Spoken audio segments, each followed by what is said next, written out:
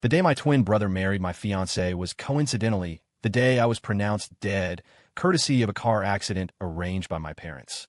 Mom and Dad were beaming. With the bride's family's backing, my brother was sure to reach the pinnacle of success. Little did they know, the bride before them, with her enchanting smile, would personally drag them into hell. I floated above the wedding venue, watching Olivia Hayes in her wedding gown, gliding gracefully toward the groom's dressing room. More beautiful than in my dreams. Perhaps to look even more perfect in the dress, she seemed thinner. My brother, Ethan Miller, was so startled to see her that he shot up from his seat. It took him a moment to compose himself before he adopted a doting tone. "Liv, you know it's bad luck for the bride and groom to see each other before the ceremony." His voice was uncannily like mine. Even someone as perceptive as Olivia couldn't tell the difference. Olivia didn't respond, merely lifting a slender, pale hand to adjust his bow tie. Why the last-minute change of tuxedo? Ethan was prepared, his voice gentle. "I wanted to surprise you, Liv. I heard this tuxedo and your gown were made by the same designer." Of course, he wouldn't dare wear my tuxedo. He'd spent a whole year practicing my voice and mannerisms.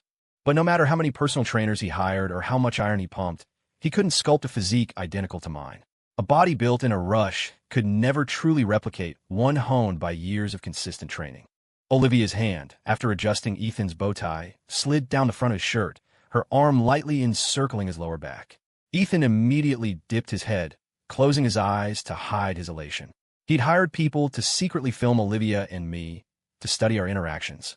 He knew that at moments like this, I would lean in to kiss her. Knowing what was coming, I turned my head away. Olivia loved physical affection with me. To others, she was the powerful matriarch, holding the reins of a corporation, deciding its fate. But with me, she was like a koala bear. She practically wanted to be attached to me at all times. She craved affection like a child with a sweet tooth, never getting enough, no matter how sugary. Actually, Ethan was the one originally meant to marry into Olivia's family. But at the time, Olivia hadn't yet returned from overseas, and a storm of rumors about her wild escapades had already reached home. Terrified their precious son would be thrown into a lion's den, my parents turned their attention to me, the child the Miller family had kept hidden. They called it a marriage alliance, but in reality, it was more like sending a tribute to the Hayes family, which family in Kingsport didn't depend on the Hayeses to some extent. But as fate would have it, the future head of the Hayes family was a reputed sorceress, stunningly beautiful, but with a venomous heart. It was said that no man she toyed with had ever emerged unscathed. Promising young men, one after another, were reduced to shells of their former selves, many ending up in psychiatric hospitals. Yet, despite this, young men were still continuously sent her way, like offerings, to secure their family's prosperity. What no one in the Miller family expected was that after I was sent to the Hayes household, I would not only survive for 2 years unscathed, but, to everyone's astonishment, our wedding would be announced.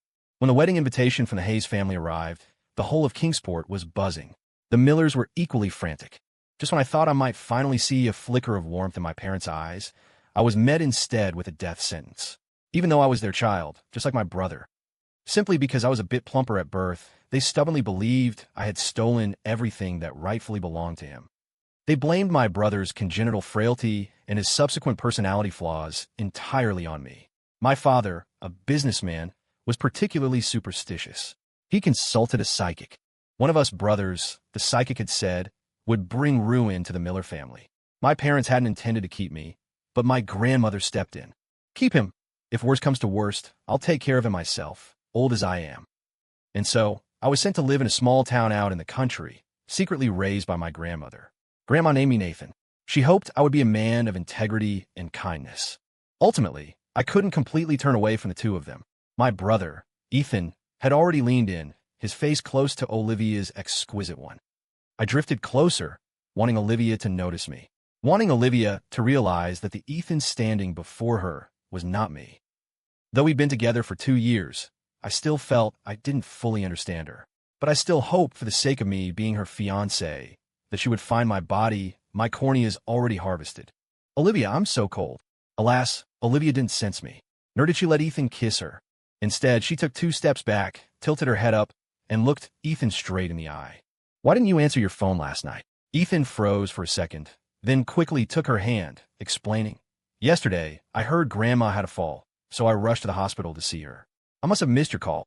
Hearing him mention Grandma, a sharp pain twisted in my chest.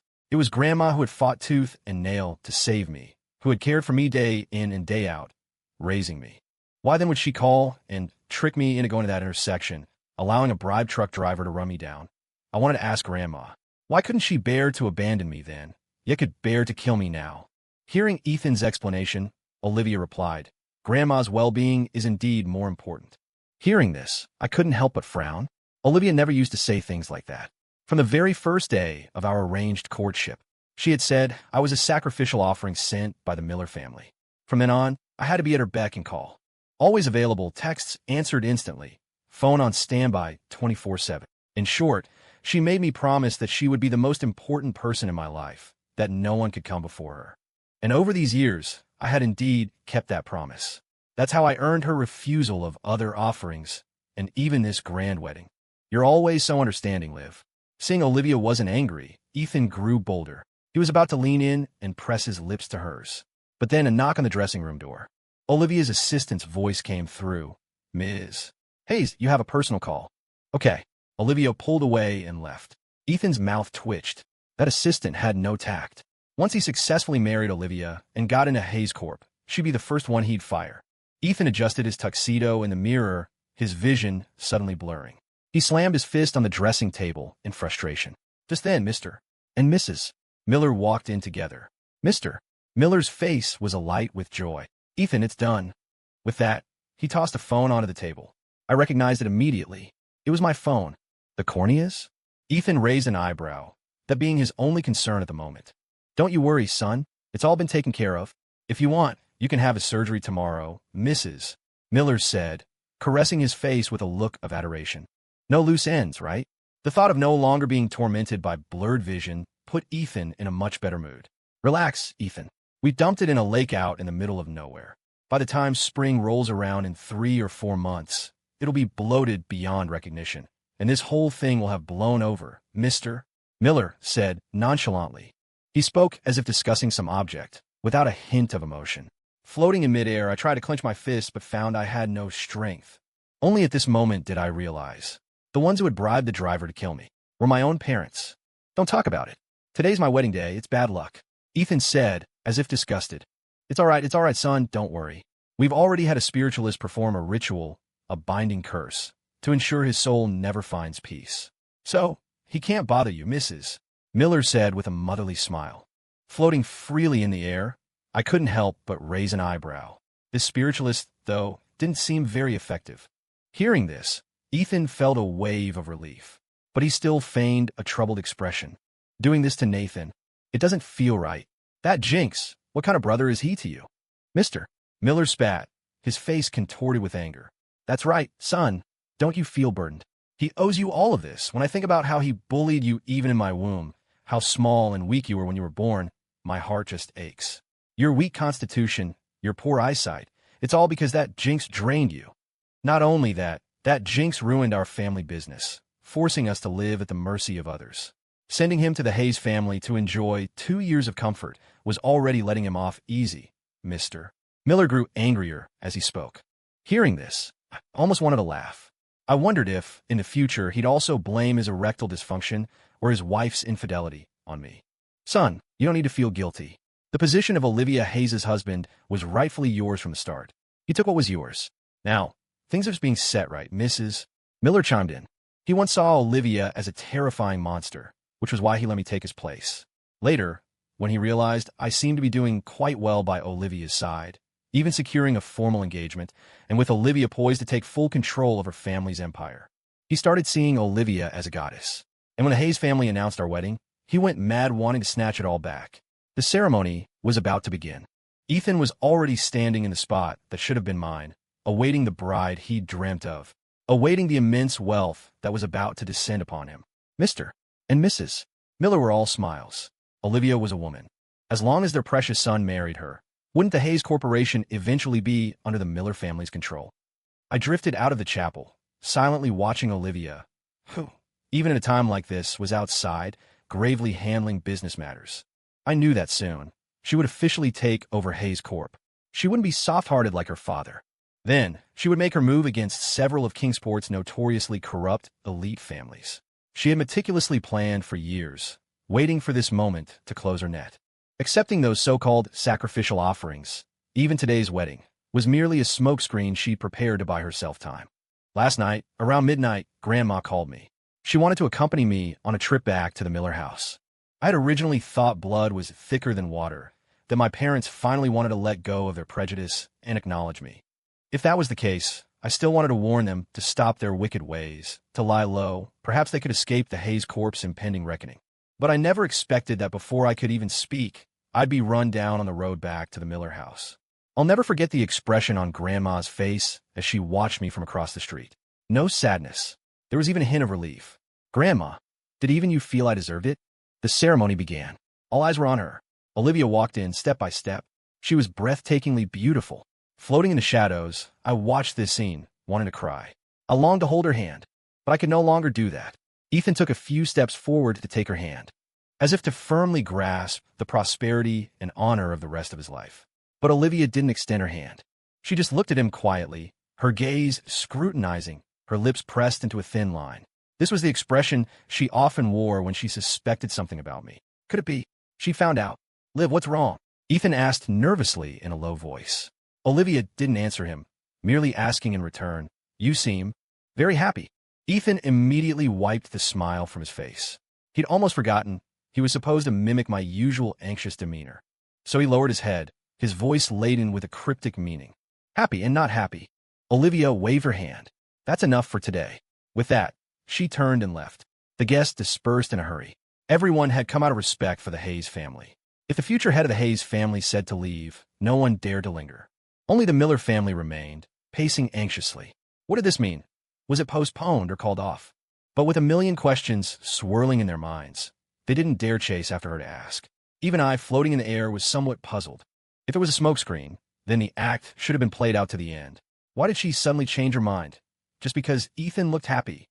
I realized I still didn't understand Olivia well enough. Olivia left just like that. Mr. and Mrs.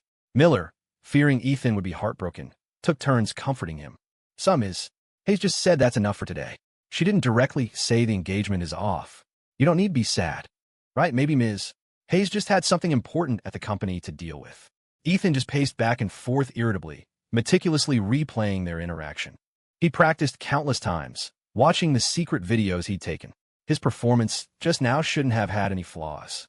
Just then the phone on the table suddenly buzzed. Ethan glanced at it, alarmed. It was no wonder he was spooked. After all, it was a dead man's phone. He picked it up, fighting back a wave of nausea. It was a message from Olivia. "Go home first." Ethan tossed the phone away with some disgust, but still breathed a sigh of relief. Pulling himself together, he went to the villa Olivia and I shared. Maria, the housekeeper, opened the door, delighted. "Mr. Miller, it's been 2 years, but I've finally been waiting for you." Now I knew. From the very beginning, they had planned to get rid of me. Maria showed Ethan around the villa, telling him every minute detail of my life with Olivia. Ethan, who had already deliberately mimicked my habits, learned quickly.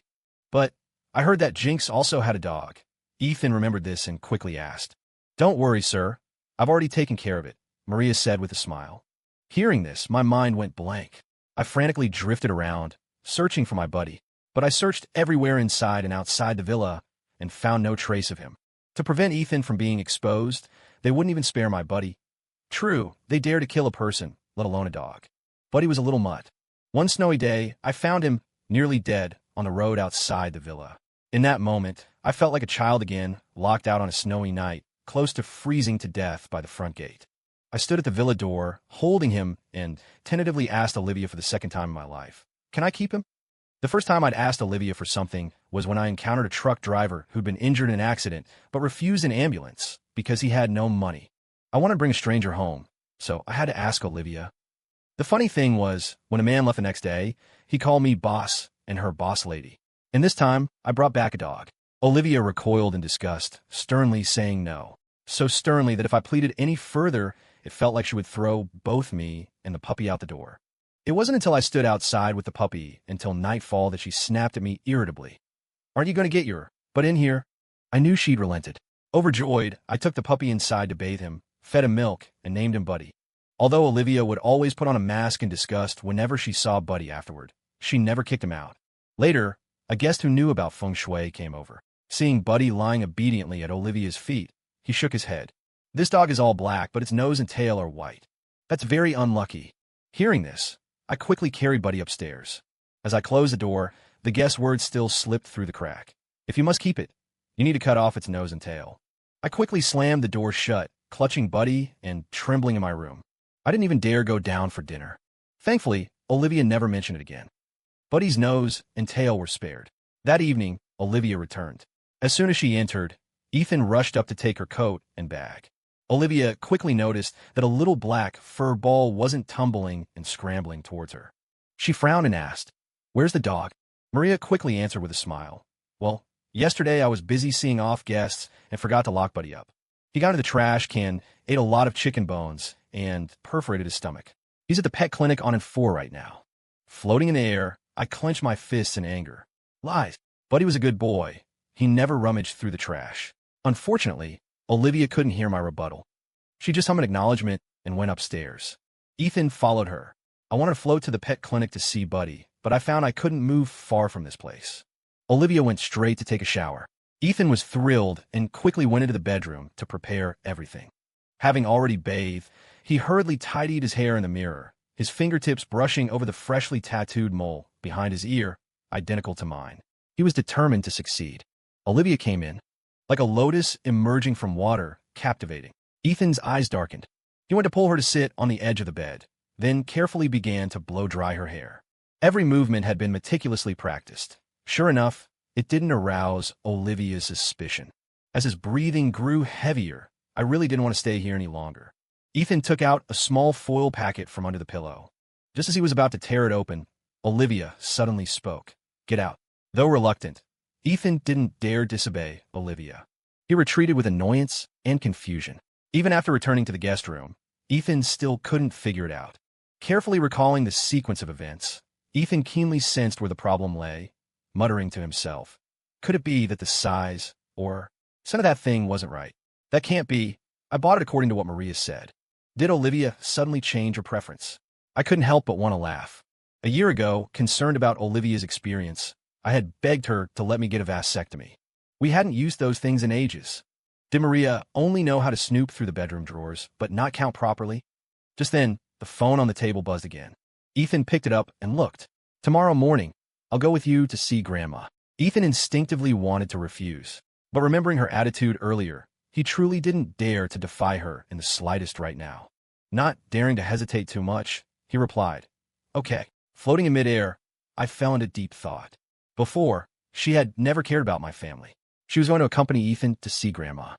Ethan immediately called the Miller home. Mr. and Mrs. Miller were probably going to be busy for a while.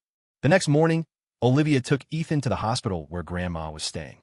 Olivia sat in the back seat, her face expressionless. Ethan sat beside her. Thinking about their destination being a hospital, he became too nervous to utter any more ingratiating words. The space between them was large enough for me to float in. Olivia had a temper when she woke up. If she usually got up this early, she would definitely find fault and scold me relentlessly. But I had ways to make her shut up. When we were in the car, she would always lean on me and nap for a while longer. Unfortunately, I could no longer let her lean on me now. They soon arrived at the hospital. I don't know why, but as soon as I floated out of the car, I felt a sense of panic and discomfort. Mr. and Mrs. Miller had already eagerly come out to greet them. I couldn't even be bothered to look at them. I just floated straight past. Soon, we reached Grandma's bed on the second floor. Grandma sat up quickly when she saw Ethan, reaching out her withered hand to take his, her eyes full of worry. Seeing this, I felt a pang of sadness. Grandma had raised me, yet she had never looked at me like that.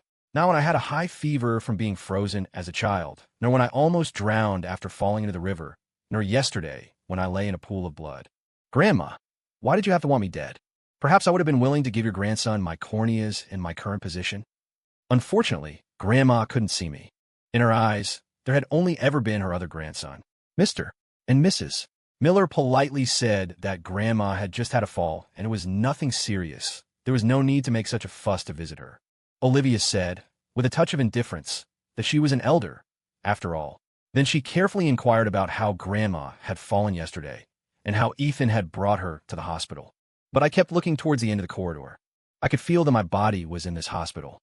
After all, Removing corneas took time, and moving a body required the cover of darkness. It wasn't until tiny beads of sweat appeared on Grandma's forehead. Only then did Olivia end the conversation and get up, walking towards the end of the corridor. Ethan followed behind her, his face pale with fright. "Liv, where are you going?" Olivia turned back, raising her hand to gently touch the red mole behind his ear. Floating in midair, my body tensed. This was Olivia's unique way of expressing desire. Tonight, she probably wouldn't make Ethan leave the bedroom. Ethan, of course, understood this implication. Joy instantly spread across his face, and he stepped forward to take her hand. The group walked to the end of the corridor. I floated over too, but I didn't sense my body. Mr. and Mrs. Miller were chatting and laughing relaxedly. It seemed they had moved my body elsewhere in the hospital last night. Olivia glanced at Mr. and Mrs. Miller, then lifted her leg to walk down the stairs to the first floor. "Mr. and Mrs. Miller exclaimed in unison. "Let's take the elevator." Olivia said she wasn't that delicate. It was just one floor. Taking the stairs was fine. Ethan suddenly collapsed to the ground. "Liv, I think I have low blood sugar." Seeing him covered in sweat, Olivia finally relented and left with Mr. and Mrs. Miller supporting him. I looked at the dark stairwell between the first and second floors. My body must be hidden there. Mrs. Miller and Grandma, who had rushed over upon hearing the news, stayed with Ethan while he was on an drip. Olivia, however, sat alone in the hospital's VIP lounge. "Mom, Dad, how could you not get rid of that jinx properly?" Ethan's face was full of blame. "There was a small issue with the corneas, so it caused some delay," Mrs. Miller said, looking troubled. "What do you mean? His eyes are no good either." Ethan sat up abruptly. Before Mrs. Miller could answer, Grandma anxiously interjected. "What did you say? His corneas can't be used? Then all these years of my effort have been for nothing. Back then, I just thought my grandson is frail. Maybe in the future, if he has any illnesses, we could still use that jinx's body. Keeping him around is more reliable than storing that umbilical cord blood." Floating in the air, hearing this, I felt my heart plummet into an abyss. So I thought Grandma had fought to keep me, cared for me, raised me because she loved me. Now I knew in her eyes, I was just a living organ bank for my brother. It's okay.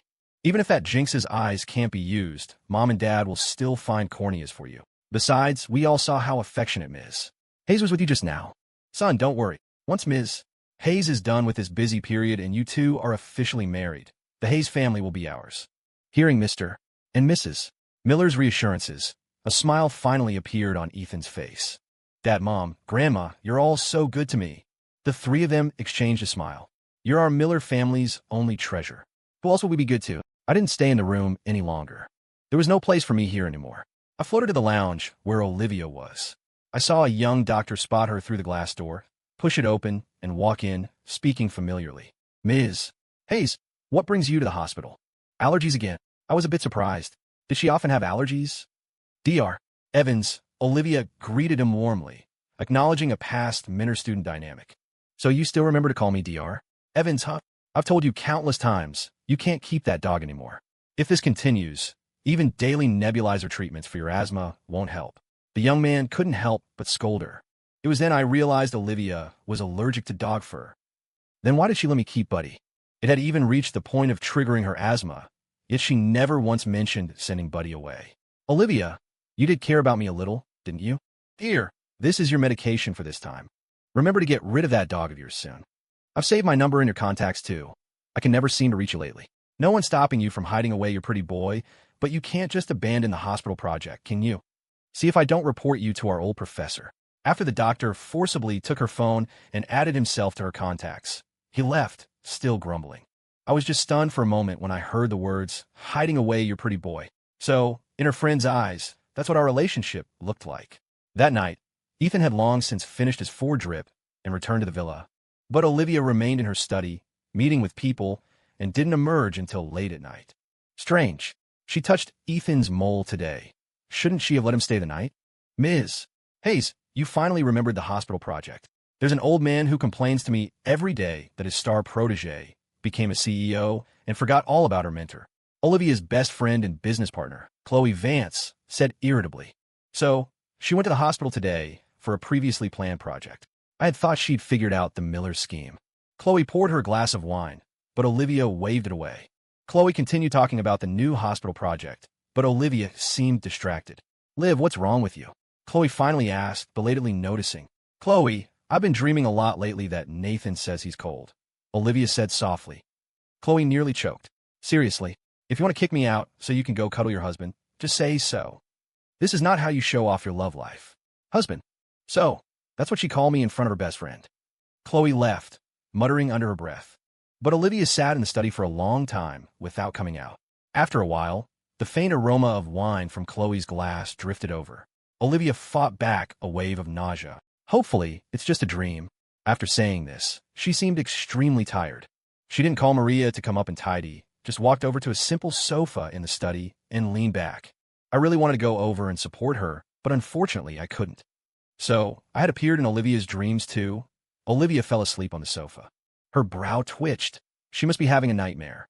Usually, if I found her like this, I would always hold her in my arms, smooth her furrowed brow, and gently pat her back. Because only at times like these would she drop her sharp demeanor and become as endearing as an infant. I was somewhat annoyed. I'm a spirit now. Why can't I just enter her dreams directly? Tell her there's something wrong with the Miller family. Tell her I'm hidden in the hospital stairwell. On this day, Olivia officially took over the Hayes family, becoming the true matriarch. Her methods were ruthless, not merciful like her father's. The prominent families of Kingsport trembled in fear. Soon, the Lee, Murphy, and Allen families were teetering on the brink of collapse overnight. Scandals of tax evasion, stock market manipulation, and even murder for profit were exposed one after another. They had once conspired, using underhanded tactics to bring down the Hayes family, bleeding them dry. They had driven the Hayes family to ruin, leaving only Olivia. Now it was their turn to pay it all back bit by bit. Only the Miller family remained temporarily unscathed. There were even rumors of a new wedding date. Everyone said it was thanks to the Miller family having such an attentive and pleasing son. So many young men had failed to capture Olivia's heart, but Ethan Miller had kept her infatuated for 2 years, even making her consider marriage. The Miller family was about to hit the jackpot. Mrs. Miller, overjoyed, rushed to the villa again. "Son, from now on, no one can touch our Miller family." Ethan, however, still felt somewhat uneasy. "Mom, lately Liv and I haven't." "Son, be patient. If Ms. Hayes didn't like you, she wouldn't have announced a new wedding date to the public," Mrs. Miller said confidently. "What about that, Jinx?" Ethan was, after all, still very concerned about this. "Still at the hospital. It's been tricky to operate lately because of the new project and too many prying eyes. But don't worry, son, that Jinx was put in the cold storage unit long ago. He's a block of ice by now," Mrs. Miller said nonchalantly. "No wonder I've been feeling colder and colder." It seems what she said is true. But why, after all this time, is my spirit still lingering here? After the wedding announcement, Ethan was no longer content to wait for Olivia at home. From beginning to end, he had never truly been intimate with Olivia. He decided to take the initiative. This day, after dinner, Olivia suddenly wanted to go out. She didn't call a driver, just walked out the main gate. Alarm bells instantly went off in Ethan's head. Could Olivia have a new lover? That was unacceptable. The thought that all his dreams of wealth and splendor might vanish in a thin air made Ethan clench his fists. He mustered his courage and followed her. Olivia walked through the nearby neighborhood. I floated beside her, trying to stay as close as possible. The sun hadn't set yet. I shouldn't have been exposed to sunlight like this. But I couldn't afford to care. I felt increasingly cold all over. I guessed I would dissipate soon. I tried to get closer to Olivia, wanted to hold her. But Olivia suddenly stopped in her tracks. She muttered to herself, "Are you really gone? Does she feel me?" "Olivia, I've been afraid of the cold since I was a child. Can you please not let me stay there?" Ethan trailed Olivia. Seeing a young man from a shop on the street greet her, he frowned deeply. This guy, average looks, average build, his smile wasn't even particularly bright. How could Olivia like this type? Seeing Olivia enter the shop, Ethan, consumed by jealousy, followed her in. It wasn't until he stepped through the door and saw Olivia squatting there, petting a listless dog, that he finally realized. This was a pet clinic? And just then, Olivia turned her head and saw him. Oh no, he was going to be exposed. Ethan finally snapped to his senses and turned to run. Who knew that the originally listless dog's nose would twitch twice, then it would suddenly stand up and lunge outwards, dragging the 4-drip bottle to the ground. "Buddy!" Olivia cried out. When she and the staff ran out, the scene before them was horrifying. Buddy, in one swift move, tackled Ethan to the ground. After pawing in his coat pocket, he suddenly whimpered, bared his fangs, and bit directly into Ethan's neck. Ethan immediately collapsed in a pool of blood. Young Master, Maria, sensing something was wrong, rushed over, but he seemed to be waiting for her. He bit her hand, and Maria instantly shrieked in pain. Ethan, with his last breath, wanted to call out to Olivia, who was not far away, for help, but he could no longer make a sound. He saw Olivia walking towards him step by step. He was overjoyed, but before the words "save me" could leave his lips, he heard a cold voice from above. "Who are you? Where's Nathan Miller?" "Liv, I am Nathan Miller." Ethan, lying in the pool of blood, reached out to Olivia, his eyes filled with tears, whimpering incoherently. Olivia brought her foot down, stomping on his hand, and said word by word, "I'll ask you one more time. Where's Nathan Miller?" The scene was utterly chaotic, mixed with Maria's agonized screams and the terrified shrieks of the staff. And I only saw my buddy gradually losing strength. He could no longer stand. He just nudged the phone he had dug out of Ethan's pocket towards Olivia, whimpering continuously. He must have smelled my blood on my phone, which is why he fought to the death to attack anyone who might have harmed me. The staff called the police. An ambulance took Maria and Ethan away, but Buddy could no longer stand. Buddy's poisoning is very severe. I can't believe he could still stand up and attack someone, the vet said in disbelief. He finally closed his eyes, his paw still protectively covering my phone. I desperately floated down, wanting to hold my buddy. He had used the last of his strength to avenge me, but I couldn't even cry for him. Olivia stared at him blankly, her mouth agape, but she couldn't say anything. She just walked over, step by step, and stroked his head as if rewarding him, but he would never again narrow his eyes in enjoyment. The next moment, a violent wave of nausea hit her. She rushed to the restroom and vomited her guts out. Floating in the air, I was stunned for a long time. What was wrong with Olivia? This was the second time she had dry heaved. A thought entered my mind, but I quickly dismissed it. That couldn't be possible, right? Just then, her phone rang. "Dr. Evans," she answered. "Olivia, why aren't you at the hospital yet? Got held up by your sugar baby again? If you keep prioritizing him over your responsibilities, watch out. I might actually snip your little boyfriend for real this time," the doctor on the other end complained. Hearing this, floating in the air, I almost lost my balance. Now, I finally remembered why that male doctor looked familiar. Wasn't he the one who performed my surgery? Did his words mean I was never actually sterilized? Was it Olivia's idea? Then why wasn't Olivia using protection? Could it be she actually wanted to have her child? She seemed to like me more than I thought. For a moment, I didn't know whether to be happy or sad. We were having a child, but I was dead. "Olivia, why aren't you talking? Are your allergies acting up again?" The complaining voice came from the other end. But Olivia was staring blankly at my phone. Countless clues converged in her mind. Suddenly, as if remembering something, she said into the phone, "Dr. Evans, I'll be right there."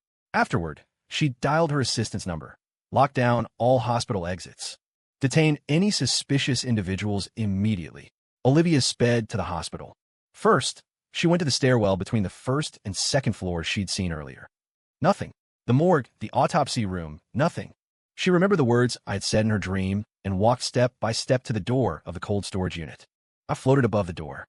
Olivia had finally come to save me. "Ms. Hayes, these people have been lurking suspiciously in the fire escape." Security guards pushed a few people forward. It was shockingly Mr. and Mrs.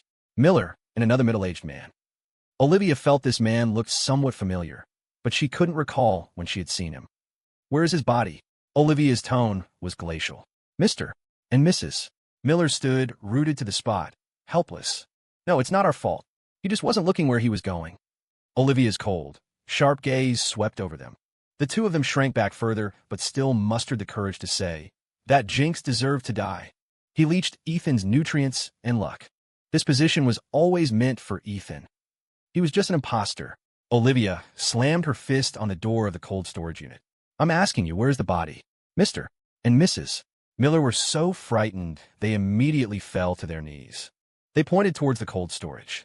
I floated towards the cold storage, but my heart felt empty. How strange. Why did I have this feeling? Olivia immediately ordered someone to open the cold storage unit and push Mr. and Mrs. Miller inside. The two of them shivered, pointing at the middle-aged man beside them. "We don't know which one specifically. We left it all to him." Hearing this, Olivia turned her head and instructed her assistant to lock the cold storage doors from the outside. "Ms. Hayes," the assistant panicked, used her body to block the door, shaking her head desperately. Floating in midair, I also tensed. Letting Mr. and Mrs. Miller die with me was one thing. But was she going to join me too? Floating in midair, I frantically waved my hands, trying to stop her. Damn it, she couldn't see me. I told you. In life he's mine, in death he's my ghost. If he dares to sneak away, even if it's to the afterlife, I'll chase him down and bring him back, Olivia said with a radiant smile. Only then did I remember she had indeed said something like that. But at the time, I just thought it was a threat to keep me constrained. So, from the very beginning, she had been serious. Olivia pried the assistant's fingers, which were desperately clutching the door, off one by one. Ms. Hayes. The assistant broke down, crying hysterically. Just then, the middle-aged man beside them suddenly sighed. Boss lady, you don't remember me, do you? Hearing this, Olivia, as if remembering something, abruptly turned her head to look at him. People like us, we don't kill our saviors. The boss isn't here. Come with me. And only then did I suddenly recognize this middle-aged man. It was the truck driver from last year, the one I had rescued from the roadside, brought home to bandage his wounds, and even cooked a meal for the one who had been in a car accident but refused an ambulance because he had no money in his pocket. I was threatened by these two black-hearted individuals to hit someone. When I saw clearly that the person I hit was the boss, I changed the angle. Then I found an unclaimed body in the morgue to hand over. These two heartless scoundrels didn't even realize that body wasn't the boss's, and they were even fussing about getting some corneas. But the boss was still injured by me, so I arranged for him to be cared for in this hospital. As he spoke, the driver had already led everyone to an ordinary hospital room. At the door of the hospital room, I suddenly felt my heart beating incredibly fast. The next moment, I lost consciousness. I seemed to have had a very, very long dream. Then, I vaguely heard a voice. This dog wants to trade 10 years of its life for 10 days of its master's soul being clear. TSK, TSK. The next instant, I opened my eyes. The first thing I saw was Olivia. Her belly was already visibly swollen. I rubbed my eyes, thinking I must be dreaming. Olivia also stared at me blankly, then rubbed her eyes. Later, I found out I had been in a coma for a full 3 months. Mr. and Mrs. Miller were sent to prison for intentional homicide. Because of their numerous past misdeeds, their sentences were compounded, and they would spend the rest of their lives behind bars. Ethan originally couldn't escape involvement either, but after losing his protectors and going blind, he had a complete mental breakdown. He was now under compulsory medical treatment in a psychiatric hospital. After I was discharged from the hospital, Olivia and I had a grand wedding.